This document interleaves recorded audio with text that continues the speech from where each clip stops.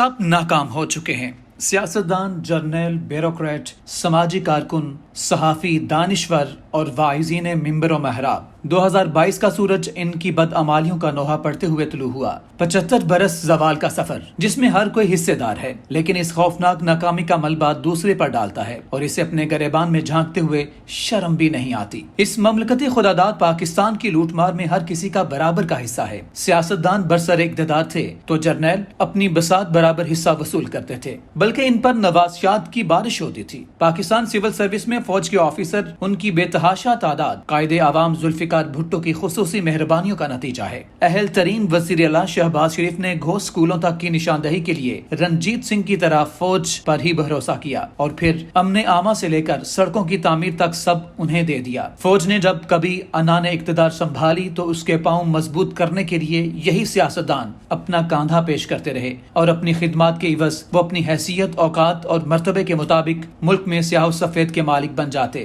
ذوالفقار علی بھٹو سے لے کر محمد خان جنیچو اور شریف خاندان سے لے کر چودھری خاندان تک کون ہے جس نے اس نانت کی چوکر نہ کھائی ہو؟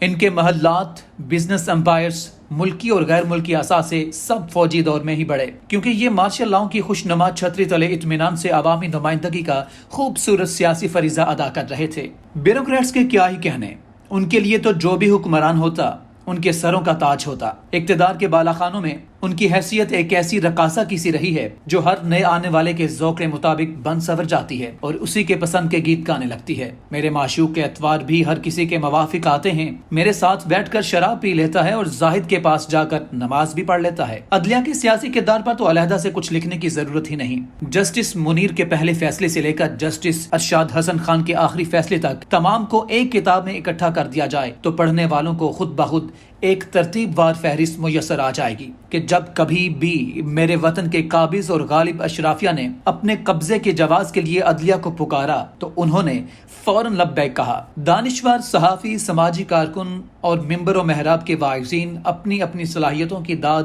اسی طرح وصول کرتے رہے جیسے پرانے وقتوں کے بادشاہ خوش ہوتے تو دامن موتیوں سے بھر دیتے۔ پاکستان کے آغاز ہی سے پلاٹوں اور زمینوں کی الاٹمنٹ کی فہرست اگر نکال لی جائے تو آپ کو اس ملک کے لٹنے کی ایک ترتیب وار کہانی مرتب کرنے میں ذرا بھر دیر نہیں لگے گی۔ پہلی آئین ساز اسمبلی توڑنے والے گورنر جنرل غلام محمد کے دور اقتدار میں 1955 میں پہلا کوٹری بیراج مکمل ہوا۔ فیلڈ مارشل ایوب خان جو نہ صرف آرمی چیف تھے بلکہ اس سیاسی حکومت میں وزیر دفاع اور وزیر داخلہ بھی تھے، انہیں 500 ایکڑ زمین الاٹ کی گئی۔ الاٹمنٹ حاصل کرنے والوں کے فہرست میں بیوروکریٹ اور جج حضرات شامل ہیں۔ جب ایوب خان کے دور میں گڈو بیراج مکمل ہوا تو نواز شاہ کا رخ انہی مہربانوں کی طرف گھوم گیا۔ جسٹس منیر جس نے ایوب کے مارشل لا کو نظریہ ضرورت کی چھتری فراہم کی تھی، اسے 150 ایکڑ الاٹ ہوئے اور دیگر جج حضرات میں جسٹس ایس اے رحمان کو 150 ایکڑ، جسٹس انعام اللہ خان 240 ایکڑ، جسٹس محمد داؤد 240 ایکڑ اور جسٹس فیض اللہ خان 240 ایکڑ۔ سیاستدانوں میں ملک خدا بخش بچہ 159 ایکڑ، خان غلام سرور خان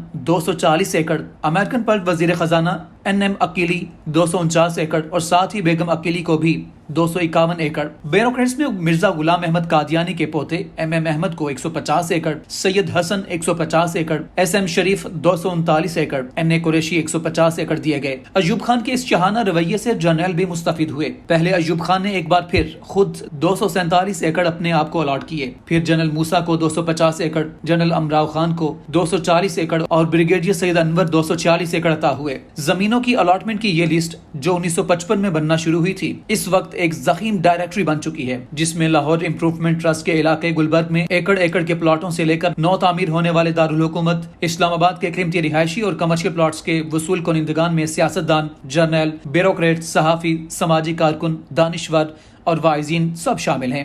زمینوں اور پلاٹوں کی الاٹمنٹ تو لوٹ مار کی داستان کو نقطہ آغاز ہے۔ یہ وہ سرا ہے جسے پکڑ کر ان لوگوں اور ان کے قبیل کے ہزاروں افراد کی جائیدادوں، ملوں، فیکٹریز، پلازوں اور کاروباری سلطنتوں تک پہنچا جا سکتا ہے۔ یہ تو آغاز کے لوگوں میں سے کچھ نام ہیں جنہوں نے اس مملکت خداداد پاکستان کو اپنی جاگیر سمجھنے اور اسے لوٹنے کی بنیاد ڈالی۔ سندھ میں پیپلز پارٹی کے ایک مرحوم گورنر کے والد سیکرٹری انڈسٹریز سے جب ان کی شادی ہوئی تو شادی میں جو تحائف وصول ہوئے ان میں 6 مرسڈیز کاریں شامل تھی۔ یہ رشوت اور چور بازاری کا وہ سلسلہ تھا جو ایوب خان کے مارشل لا سے بہت پہلے ہی اس ملک میں اپنی جڑیں مضبوط کر چکا تھا۔ لائسنس، کوٹیں، ٹیکسز میں چھوٹ، SROs، برآمدی درآمدی اشیاء کے اجازت نامے، کیا کچھ نہیں ہوا۔ لوٹ مار کی افراتفری میں کسی کو یاد تک نہ رہا کہ اس ملک میں ایک خطہ مشرقی پاکستان بھی ہے جو آخرکار ہم سے جدا ہو گیا۔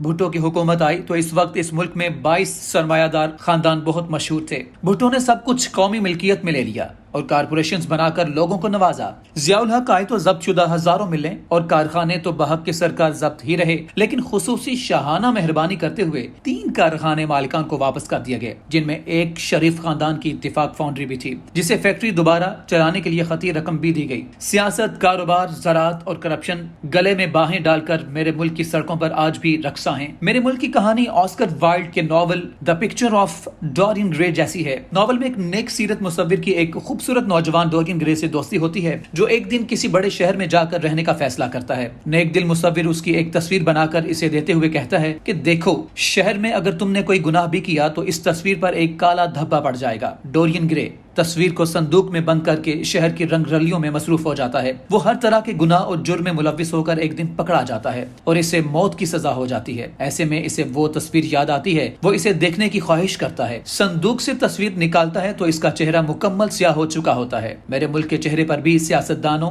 جرنیلوں، بیوروکریٹس، صحافی، دانشور، سماجی کارکن اور واعظین نے اپنے اپنے گناہوں کے چھینٹے اس طرح پھینکے کہ اس کا چہرہ بالکل تاریک ہو چکا ہے۔ ایسے میں ذلت کے مارے 22 کروڑ عوام کو کوئی بتا سکتا ہے کہ 280 ارب ڈالر سالانہ GDP رکھنے والے ملک پر 122 ارب ڈالر کا بیرونی قرضہ، 204 ارب ڈالر کے برابر اپنے بینک سے لیا گیا قرضہ کس پر خرچ ہوا؟ اور کیا آج اس ملک کو دلدل سے نکالنے کا کوئی راستہ کسی کے پاس ہے؟ ارشاد عرشی کا شعر یاد آتا ہے، میرے ہاتھوں میں نہیں کوئی ہنر اب کے برس، جانے کس اسم پہ کھلتا ہے یہ در اب کے برس۔